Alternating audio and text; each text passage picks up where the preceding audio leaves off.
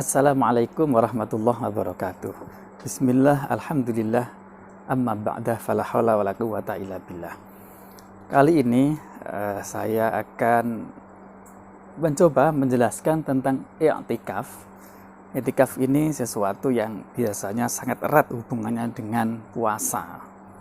Pada waktu Ramadan biasanya. Nah, apa itu i'tikaf? Apa syarat rukunnya, kemudian apa hal-hal yang harus dihindari yang menyebabkan batal, ini akan insya Allah saya coba jelaskan pada kesempatan ini. I'tikaf menurut bahasa itu artinya al-lubthu. Al-lubthu itu al-iqamatu ala syai', berdiam pada suatu tempat, itu namanya i'tikaf menurut bahasa, jadi mendiami suatu tempat. Tapi menurut pengertian, menurut istilah yang digunakan dalam fikih itu adalah berdiam dirinya seseorang di dalam masjid dengan cara tertentu. Artinya tidak semua orang yang berdiam nongkrong di masjid kemudian atas pasti dia i'tikaf, belum tentu. Lihat bagaimana ketentuan-ketentuan, apakah memenuhi ketentuan atau tidak. Nah, ketentuannya termasuk tercantum dalam rukun misalnya, kemudian termasuk adalah orangnya. Jadi ada ulama yang berpendapat bahwa i'tikaf itu salah satunya syaratnya adalah berpuasa. Artinya orang yang tidak berpuasa itu berarti tidak bisa beriktikaf menurut sebagian ulama. Kemudian rukun dalam i'tikaf itu, rukun artinya bahwa sesuatu ini harus ada. Satu saja tidak ada, maka i'tikaf itu tidak ada. Jadi sesuatu yang harus ada itu namanya rukun. Apa itu? Satu, orang, tentu pelakunya harus ada. Kemudian yang kedua adalah tempat yang di'iktikafi. Apa itu? Ya masjid. Lah yang dimaksud dengan masjid itu ya di dalam masjid, bukan di luarnya, di serambinya atau di halamannya, bukan, tapi memang di dalam masjid.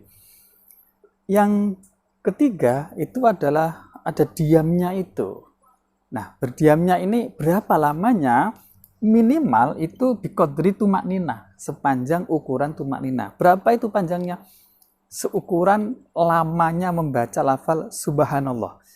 Berapa detik itu ya? Lah segitu itu. Jadi masuk masjid, sekira-kira lamanya subhanallah, keluar lagi, nah itu sudah cukup memenuhi rukun diam itu tadi itu. Yang keempat adalah harus berniat. Nah, inilah yang membedakan antara i'tikaf dengan tidak. Sama-sama berdiam di dalam masjid, kalau tidak diniati i'tikaf ya tidak i'tikaf lagi, dan seterusnya. Nah, niat dalam i'tikaf itu bahkan misalnya dalam kitab Fathul Mu'in itu disebutkan bisa dilakukan ketika sholat. Jadi misalnya di dalam sholat Allahu Akbar, kemudian tadi itu kan lupa, belum niat i'tikaf. Ketika sholat diniati i'tikaf pun itu sah.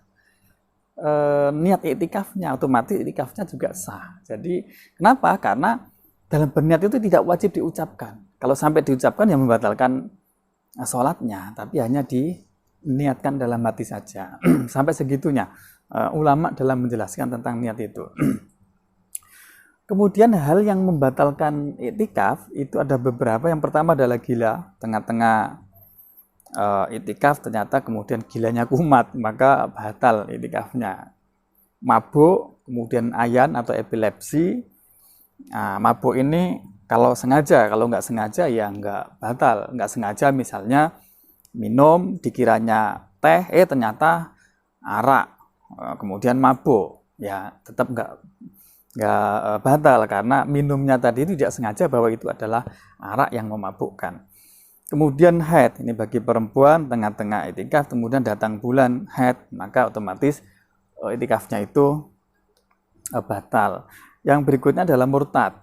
Jadi murtad ini membatalkan i'tikaf, baik murtad secara i'tiqadi, keyakinannya berubah misalnya tentang Allah, kemudian atau fi'li, perbuatan, misalkan melakukan sujud kepada selain Allah, itu hukumnya murtad, maka i'tikafnya batal. Atau ucapan-ucapan yang mengandung penghinaan kepada Allah, Kanjeng Nabi, Al-Quran, atau syariat, maka itu ucapan itu termasuk ucapan yang murtad, menyebabkan orang itu keluar dari Islam dan bisa menyebabkan iktikafnya itu batal.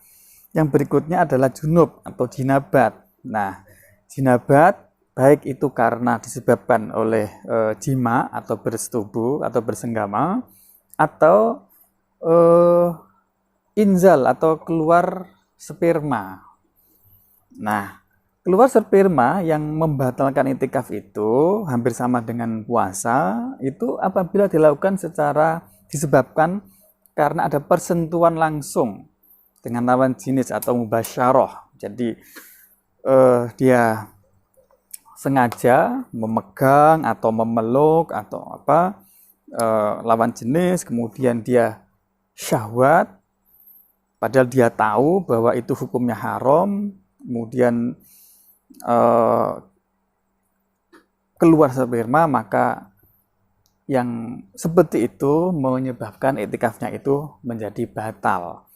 Jadi langsung. Ini mafhumnya kalau keluarnya sperma itu tidak langsung, misalnya karena dengan melihat, menonton, atau menyentuh tapi ada penghalangnya semacam baju, ya tidak batal menurut ukuran fikih, sekalipun hal itu berdosa atau haram, tapi tidak sampai membatalkan kepada keabsahan dari iktikaf itu. Yang berikutnya adalah keluar dari masjid dengan tanpa uzur. Mafhumnya kalau keluarnya itu karena ada uzur, misalnya buang hajat, wudhu, atau dipanggil orang tuanya, dipanggil orang yang panggil orang, kemudian terpaksa harus keluar, maka tidak batal karena itu uzur. Nah, keluar masjid tanpa uzur yang membatalkan iktikaf itu kalau keluarnya itu seluruh badan. Artinya kalau hanya mengeluarkan sebagian badan di jendela, ya tidak batal.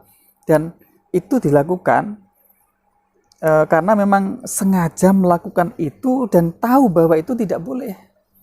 Kalau nggak tahu bahwa itu membatalkan iktikaf, ya nggak sampai membatalkan iktikaf. Jadi bahkan menurut sarannya ulama, kalau kita mau masjid, kalau kita mau masuk masjid, sebaiknya niat kita itu bahkan nazar untuk melakukan iktikaf. Tujuannya apa? Untuk memperbesar pahala. Karena orang yang nazar melakukan iktikaf, maka iktikafnya itu hukumnya wajib. Lah, melakukan suatu kewajiban, pahalanya jauh lebih utama daripada sekedar melakukan sunat. Karena iktikaf ini kalau tidak dinazari, hukumnya sekedar sunat. Artinya kalau dilakukan ada pahala, kalau tidak dilakukan ya nggak ada dosanya. Tapi kalau sudah wajib, maka wajib dilakukan, kalau tidak dilakukan ya berdosa. Nah, iktikaf itu bisa menjadi wajib kalau itu dinazari. Misalnya, saya nazar kepada Allah, nanti kalau saya masuk masjid, saya akan iktikaf. Nah, itu sudah nazar, sudah sah nazarnya. Nah, begitu masuk, kemudian melakukan iktikaf, maka pahalanya tentu berbeda dengan iktikaf yang tidak dinazari. Nah, iktikaf ini juga bisa, niatnya itu bisa digabung dengan macam-macam. Misalnya kita sambil menunggu orang, sambil iktikaf itu nggak masalah. Jadi isyrokun niyah di dalam ibadah itu bisa terjadi. Kita sambil baca Quran, sambil nunggu orang, sambil istirahat di masjid, kemudian diniati iktikaf, maka iktikafnya itu pun sah dan berpahala. Sekian, apapun semoga bermanfaat, berkah untuk kita semua. Akhirul kalam, wallahul muwaffiq, wassalamualaikum warahmatullahi wabarakatuh.